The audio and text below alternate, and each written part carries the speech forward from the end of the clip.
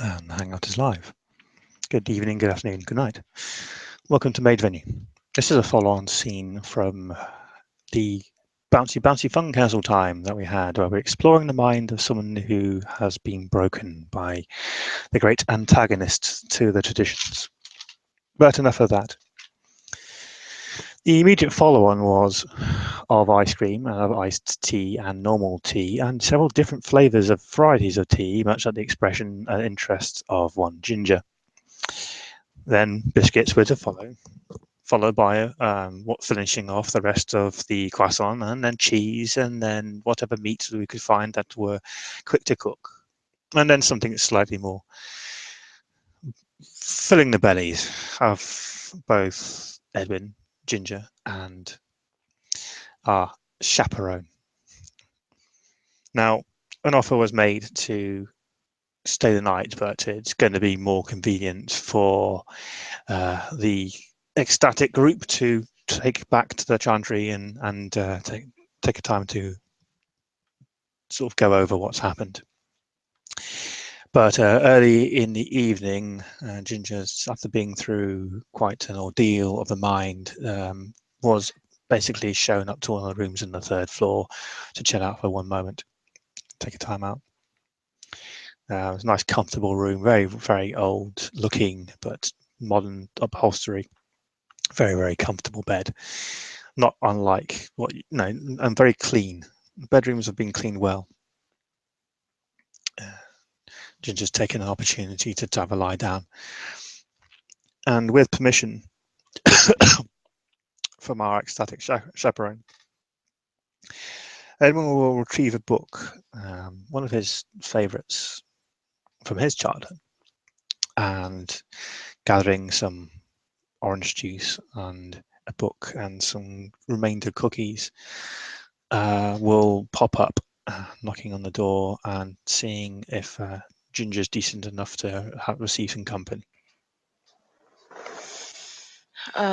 You'll as Edwin opens the door, you'll actually find that the lights are still on, shining very brightly. Um, and the bed appears to be empty, although you can hear some sort of a knocking sound that's coming from under the bed. He will wander over slowly at first, so his footsteps are not heavy set. They're light, but you can see them and hear them coming. And then he'll say, "Ginger," and he'll, with his tray, he'll place it on a sort of a side table, and then he'll sort of crouch down so you can have a look underneath the bed. And yes, it is Ginger under the bed, pressed into a corner, her back against the wall, and she kind of taps on the floor, tapping and stroking it. And she seems to be having some sort of conversation with the floor until you actually crouch down and look, and she just looks up with her very bright blue eyes, looking at you very wide, and they're, she's looking a bit scared actually, although they might not be as wide as they should be, as she seems to be very tired as well. I'm sorry, are you okay? The floor was scared. Really? He places one hand down on the floor itself, closing his eyes, and he can feel the vibrations from the floor itself. Hmm.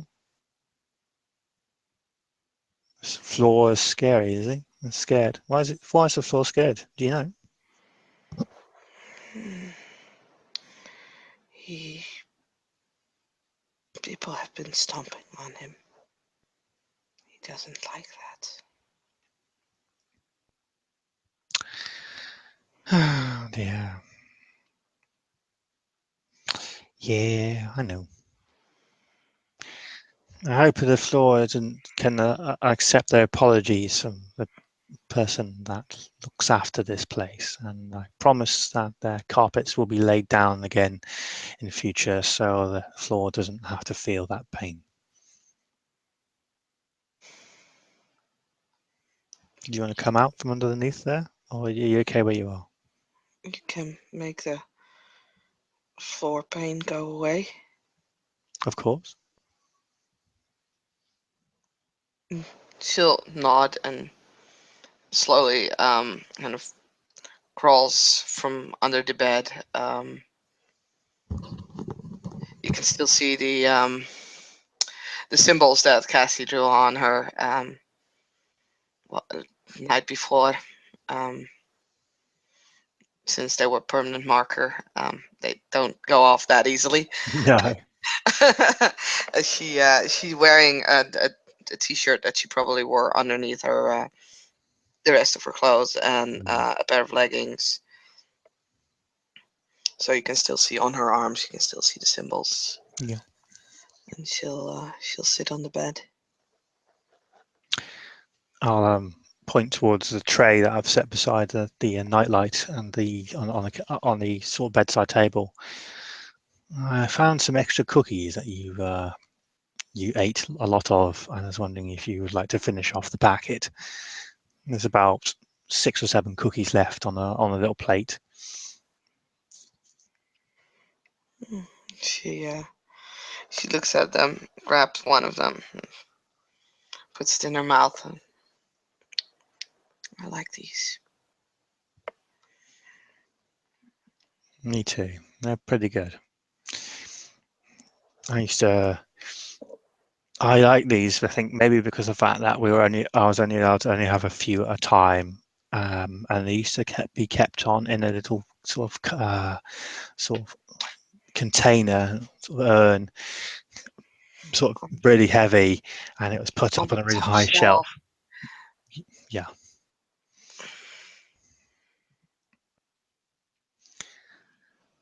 Yeah.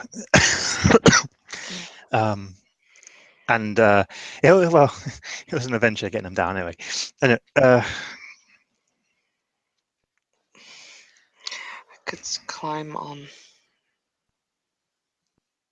No. She shakes her head and just grabs another cookie. good. I'll eat them myself. And then we'll take one in his mouth. Oh. And he'll sort of like he'll have his teeth on it as he speaks.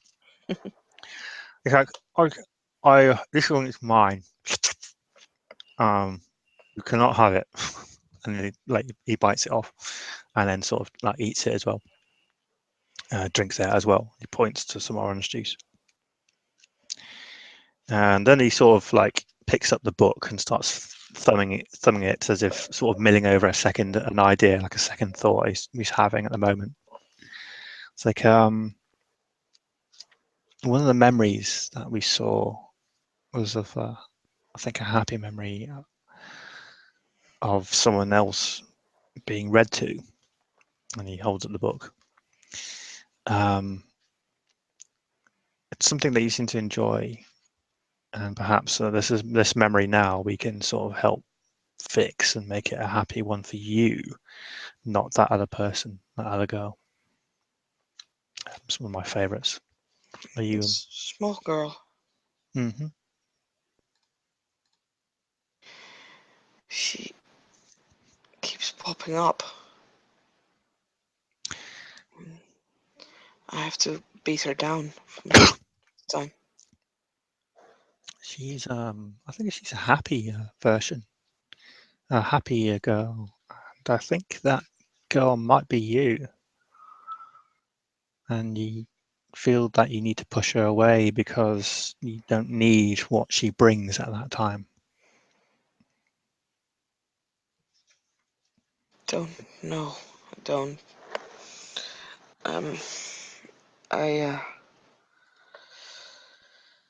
I don't know. It don't it's just that thing, just a one thing, all during the snow. Mm.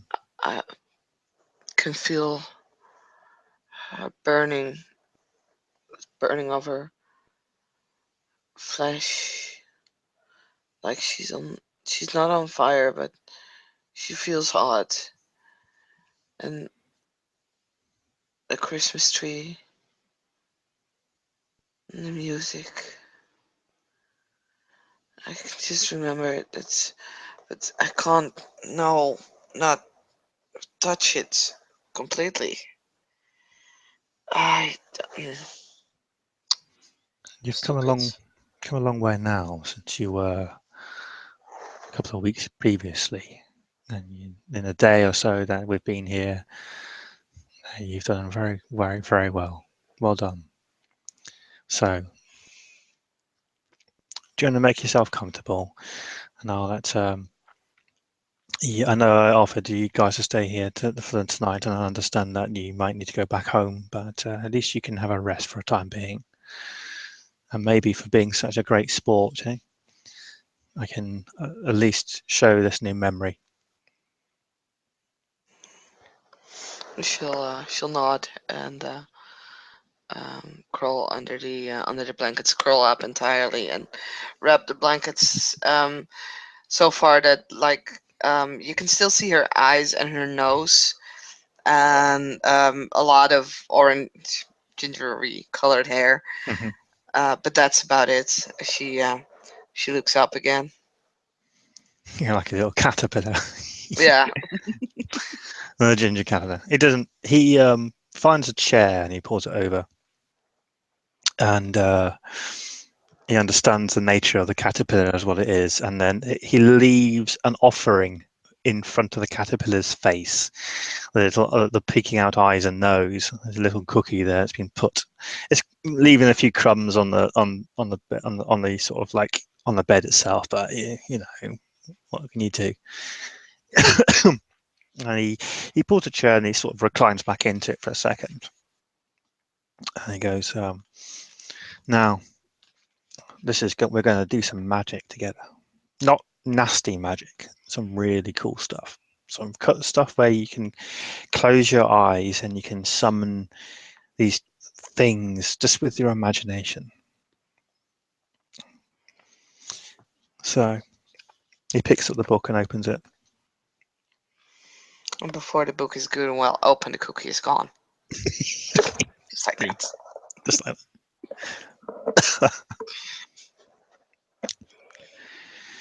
warriors in the mist. The island of Gaunt, a single mountain that lifts its peak a mile above the storm-racked northeast sea, is a land famous for wizards.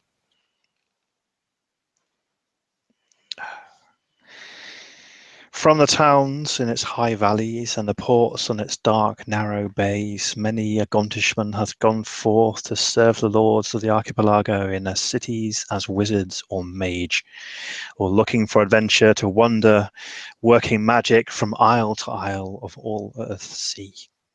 This is one of my favourite books. Of these, some say the greatest, and surely the greatest voyager, was a man called Sparrowhawk, who in his day became both Dragon Lord and Archmage. You know, I met dragons. They're really, really sleazy. Not an Archmage yet, though. His life is told of in the deed of Ged and in many songs, but this is the tale of the time before his fame, before the songs were really made. He was born in a lonely village called Ten Alders, high in the mountain at the head of the Northwood Vale. Below the village, the pastures and ploughlands of the vale slope downward, level below, level towards the sea. Other towns lie on the bends of the River Are. Above the village, only forest rises, ridge behind ridge to the stone and snow of the heights. The name he bore as a child was Dooney, like Ginger, was given his name by his mother, and and his life for all he could give him, for she died before he was a year old. His father, the bronzesmith of the village, was a grim, unspeaking man, and since Dooney's 6 brothers were older than he by many years, and went one by one from home to farm the land or sail the sea or work as smith in other towns of the Northwood Vale, there was no one to bring the child up in tenderness. He grew wild, a thriving weed, a tall, quick boy, loud and proud and full of temper. With a few other children of the village, he herded goats on the steep meadows above the river springs. And when he was strong enough to push and pull the long bellows sleeves, his father made him work as smith's boy at a high cost in blows and whippings. There was not much work he got out of Dooney. He was always off and away, roaming deep in the forest, swimming in the pools of the River Are, that, like all Gontish rivers, run very quick and cold, or climbing by cliff and scarp to the heights above the forest, from which he could see the sea, that broad northern ocean where past Perigal no islands are. It sounded like he had a fantastic life as a kid, rather than being stuck at home researching all the time. A sister of his dead mother lived in the village. She had done what was needful for him as a baby, but she had business of her own, and once he could look after himself at all, she paid no more heed to him. But one day, when the boy was 7 years old, untaught and knowing nothing of the arts and powers that are in this world, he heard his aunt crying out words to a goat, which had jumped up on the thatch of a hut and would not come down, but it came jumping when she cried a certain rhyme to it. Next day, herding the long-haired goats in the meadows of High Fall, Dooney shouted to them the words he had heard, not knowing their use or meaning, or what kind of words they were. Nothireth Magman, Hyokhan Bethan. He yelled the rhyme aloud, and the goats came to him. They came very quickly, all of them together, not making any sound. They looked at him out of the dark slot in their yellow eyes. Then he laughed and shouted it out again, the rhyme that gave him power over the goats. Smelly things goats are. They came closer, crowding and pushing toward him. All at once he felt afraid of their thick, rigid horns and the strange eyes and their strange silence. He tried to get free of them and to run away. The goats ran with him, keeping in a knot around him, and so they came charging down into the village at last. All the goats came huddled together as if a rope were pulling tight around them, and the boy in the midst of them weeping and bellowing. Villagers ran from their homes to swear at the goats and laugh at the boy. Among them came the boy's aunt, who did not laugh. She said a word to the goats, and the beasts began to bleat and browse and wander, freed from the spell. Come with me, she said to Dooney. She took him to her hut, where she lived alone. She let no child enter there usually, and the children feared the place. It was low and dusky, windowless, fragrant with herbs that hung drying from the crosspool of the roof, mint and moly and thyme, yarrow and rushwash and paramel, king's foil, cloven foot, tansy and bay. There his aunt sat cross-legged by the fire pit, and looking sidelong at the boy through the tangles of her black hair, she asked him what he had said to the goats, and if he knew what the rhyme was. When she found that he knew nothing, and yet had spellbound the goats to come to him and follow him, then she saw what must have been him in the making of power. As her sister's son had been nothing to her, but now she looked at him with a new eye. She praised him and told him she might teach him rhymes he would like better, such as the word that makes a snail look out of its shell, or the name that calls a Vulcan down from the sky. "Hey, teach me these names," he said, being clear over the fright the goats had given him, and puffed up with her praise and of his cleverness. The witch said to him, "You will not ever tell the word to the other children if I teach it to you. I promise." She smiled at his ready ignorance. "Well and good. But I will bind your promise. Your tongue will be stilled until I choose to unbind it. And even then, though you can speak, you will not be able to speak the word I teach you where another person can hear it. We must keep the secret of our craft." "Good," said the boy, for he had no wish to tell the secret to his playmates, liking to know and do what they knew not and could not. He sat still while his aunt bound back her uncombed hair and knotted the belt of her dress, and again sat cross-legged, throwing handfuls of leaves into the fire pit, so that a smoke spread and filled the darkness of the hut. She began to sing. Her voice changed somehow to low or high, as if another voice sang through her, and the singing went on until the boy did not know if he waked or slept. And all the while the witch's old black dog that never barks sat by him with eyes red from the smoke. Then the witch spoke to Dooney in a tongue he did not understand, and made him say with her certain rhymes and words until the enchantments came on him and held him still. "Speak," she said to test the spell. The boy could not speak, but he laughed. Then his aunt was a little afraid of his strength, for this was as strong a spell as she knew how to weave. She had tried not only to gain control of his speech and silence, but to bind him at the same time to her service in the craft of sorcery. Yet even as the spell bound him, he had laughed. She said nothing. She threw clear water on the fire till the smoke cleared away, and gave the boy water to drink. And when the air was clear and he could speak again, she taught him the true name of the Vulcan, to which the Vulcan must come. Would you like to know the names and rhymes of these spells? Edwin says as he leans forward.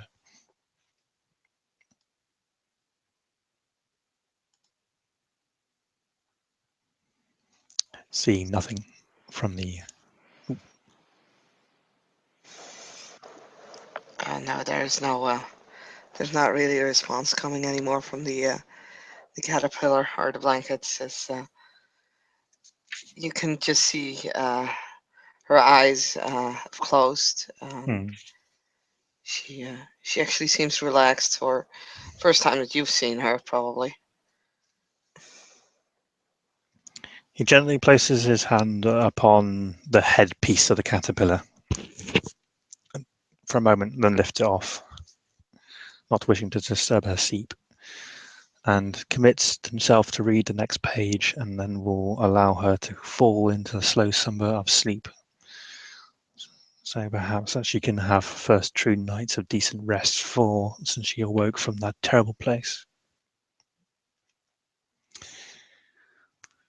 This was Dooney's first step on the way he was to follow all his life, the way of magery, the way that led him at last to hunt a shadow over land and sea to the lightless coasts of Death's kingdom. But in those first steps along the way, it seemed a broad, bright road. When he found that the wild falcons stooped down to him from the wind when he summoned them by name, lightning with a thunder of wings on his wrist like a hunting bird of a prince. Then he hungered to know more such names, and came to his aunt, begging to learn the name of the sparrowhawk, and the osprey, and the eagle. To earn the words of power he did all the witch asked him, and learned of her all she taught, though not all of it was pleasant to do or know. There was a saying in Gaunt, weak as woman's magic, and there is another saying, wicked as woman's magic. Now the witch of the 10 elders was no black sorceress, nor did she ever meddle with the high arts of traffic with old powers, but being an ignorant woman among ignorant folk, she often used her crafts to foolish and dubious ends. She knew nothing of the balance and patterns which the true wizard knows and serves, and which keep him from using his spells unless real need demands. She had a spell for every circumstance, was forever weaving charms. Much of her lore was mere rubbish and humbug. Nor did she know the true spells from the false. She knew many curses, and was better at causing sickness, perhaps, than curing it. Like any village which she brew a love potion, but there were other uglier brews she made to serve man's jealousy and hate. Such practices, however, she kept from her young apprentice, and as far as she was able to, she taught him honest craft. At first, all of his pleasure in the art of magic was childlike, the power it gave him over bird and beast, and the knowledge of these. And indeed, that pleasure stayed with him all his life. Seeing him in the high pastures, often with a bird of prey about him, the other children called him Sparrowhawk, and so he came by the name that he had kept in later life as his use name, when his true name was not known. As the witch kept talking of the glory and riches of the great power over men that a sorcerer could gain, he set himself to learn more useful lore. He was very quick at it. The witch praised him, and the children of the village began to fear him, and he himself was sure that very soon he would become great among men. So he went on from word to word and from spell to spell with the witch till he was 12 years old, and learned from her a great part of what she knew. Not much, but enough for the witch wife of a small village. More than enough for a boy of 12. She had taught him all the lore in herbals and healing, and all she knew of the crafts of finding, binding, mending, unsealing, and revealing. What she knew of chanters' tales and the great deeds she had sung to him, and all the words of true speech that she had learned from the sorcerer that taught her, she taught again to Duny. And from weather workers and wandering jugglers who went from town to town of the Northwood Vale and the East Forest, he had learned various tricks and pleasantries, spells of illusion. It was with one of these light spells that he had first proved the great power that was in him. Edwin closes the book. He sees the gentle rhythm of slumber from the living caterpillar. He turns on the night light from the side table, whispers up sweet dreams to Ginger. We'll leave the cookie there, but we'll take one as tribute. He'll leave the book on the table side. He'll turn off the main lights, just leaving the night light on, and then he'll close the door behind him. And with that, our scene will end.